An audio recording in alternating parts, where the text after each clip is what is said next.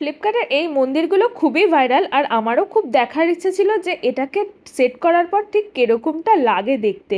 আর চলো এরকম সেট করে নিচ্ছি। এরকম কার্ডবোর্ড দিয়েছে, আর এই কার্ডবোর্ডটা তো বেশ সুন্দর ডিজাইন ছিল, আর এরকম ঘন্টাও দিয়েছে এরকম সুন্দর করে সাজানোর জন্য।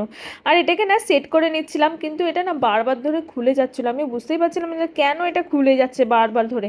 পুরোটা সেট করার পরে আমি বুঝতে পারি যে একটা ছোট্ট ক্লিপ আছে, সেটাকে অ্যাড করতে হবে। আর এটা দেখো স্টোরেজের জন্য দিয়েছে, এরকম স্টোরেজ করে রাখতে পারো নিচের মধ্যে কোনো একটা জিনিস।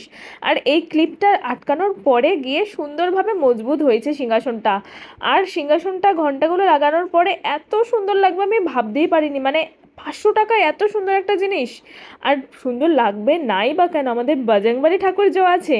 আর এরকমের রিভিউ ভিডিও দেখতে আমার চ্যানেলটিকে অবশ্যই ফলো করে রেখো। আমি এরকমই সুন্দর সুন্দর রিভিউ ভিডিও আনবো, আর যা আমাদের ঘরের খুবই কাজের জিনিস। আর ভিডিওটা ভালো লাগলে ফলো অ্যান্ড লাইক অবশ্যই করে দিও। জয় বজরংবলী।